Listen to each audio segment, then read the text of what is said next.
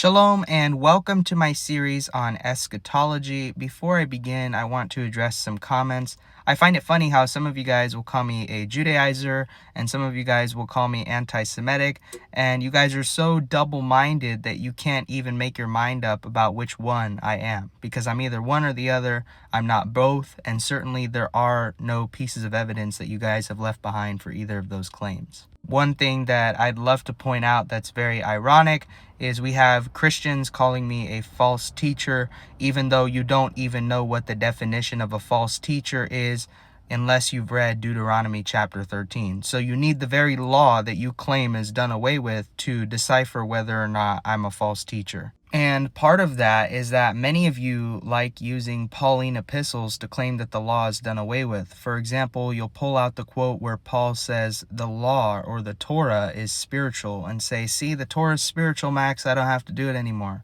But that's not what Paul is saying. When Paul says the Torah is spiritual, he means that it is the place where you are instructed on how to lead a spiritual life. You effectively cannot lead a spiritual life without God's law. So now is the time to officially articulate my eschatological positions from a scriptural standpoint, and I'm going to do so by contrasting those with the ones that are presented in Maimonides' Mishnah Torah, Laws of Wars and Kings, in chapters 11 and 12. I'd first like to begin by stating that I am a millenarianist. And the position of millenarianism is this idea that the 1,000-year reign of Christ or Messiah is a literal physical kingdom here on earth, and it's not totally hyper-spiritualized like they will do in some sects of Christianity. Now, let me begin by addressing where I actually agree with Maimonides about what will happen during the millennial age. Number one is the building of Ezekiel's temple. And that will involve the restoration of both the Levitical priesthood and animal sacrifices. And if you read Ezekiel chapter 40 through 48, and you read Isaiah chapter 2, particularly the beginning verses about the house of the Lord, you can clearly see that these are things that are yet to happen and have not yet occurred. Number two is that the world will be filled with the knowledge of God. In Habakkuk 2 and verse 14, we read, "For the earth will be filled with the knowledge of the glory of the Lord as the waters cover the sea." Now, in my own personal homiletics, I don't believe that we're at this point yet very clearly. However, I do believe that the Great Commission that Jesus gives the 11 in Matthew chapter 28, verses 19 through 20, is the beginning point of the fulfillment of this prophecy.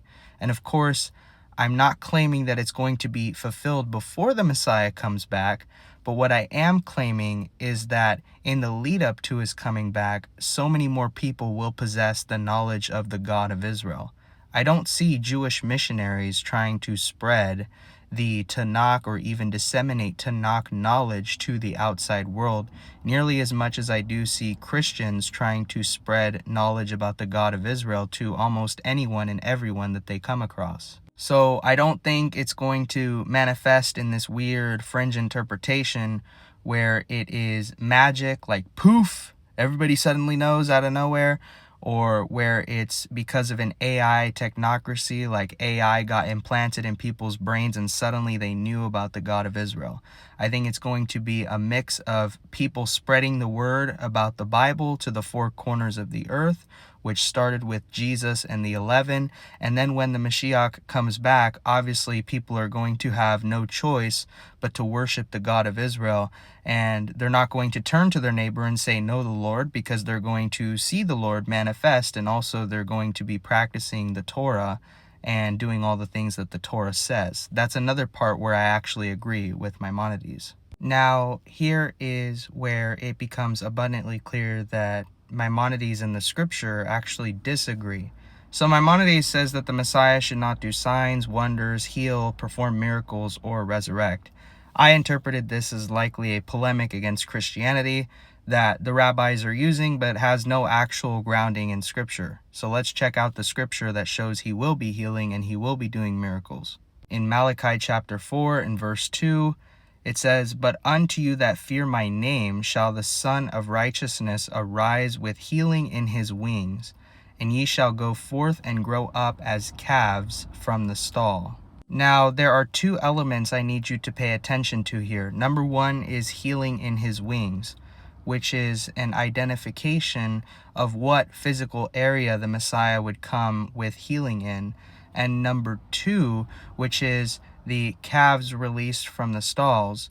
Well, when calves are well fed and they are released from the stall, they go out pasturing in a joyful manner because they have been nurtured very well.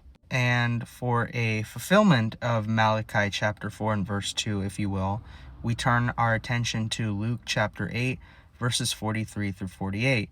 It says, "And a woman having an issue of blood 12 years, which had spent all her living upon physicians, neither could be healed of any, came behind him," who is Yeshua, "and touched the border of his garment, and immediately her issue of blood stanched," or stopped, in other words. And what's interesting about this is it says, "He shall come with healing in his wings." And when she touched his tassels, or tassel, if you will, this was the wings that Malachi speaks of. "And Yehoshua said, Who touched me? When all denied, Kepha, or Peter, and they that were with him said, Master, or done, the multitude throng thee, and press thee, and sayest thou, Who touched me? And Yehoshua said, Somebody hath touched me, for I perceive that virtue is gone out of me. And when the woman saw that she was not hid, she came trembling, and falling down before him, she declared unto him before all the people for what cause she had touched him. And now she was healed immediately. And he said to her, Daughter, be of good comfort. Thy faith has made you whole. Go in peace." So going back to this excerpt which I wrote, I quoted Maimonides when he said, "One must not presume that the Messiah shall come and perform miracles and do healing." Well, I'm glad we didn't presume, and that we had a scripture from the Tanakh backing us up that he would. Now, the faulty reasoning that Maimonides uses to say that the Messiah cannot heal is because Bar Kokhba died without healing anybody, and he was a Messianic claimant. Now, this is the fallacy of hasty generalization. You're saying that because one Messiah claimant came along and did not heal, that this is a general rule that must therefore apply to all other Messiah claimants. You're basically treating the counterfeit as having the same essential properties as the real item, which is a huge problem. Now, Maimonides also claims that Jesus could not have been the Messiah because he was executed by the court and he altered God's law. Now, number one, execution by the court is actually something that was prophesied to happen to the Messiah before he gets vindicated by God, which is written about in Isaiah chapter 53, verses 1 through 8. If you don't believe me, well, even though many rabbis claim that it's Gentiles mourning their sin and then repenting by seeing the suffering of the Jews, what it truly is it's the Israelites seeing the suffering of the Messiah because of their sin. And we know this because in Isaiah chapter 49, there's a specific servant that's identified as the restorer of Israel, separate from the other servant, which is indeed Jacob or Israel.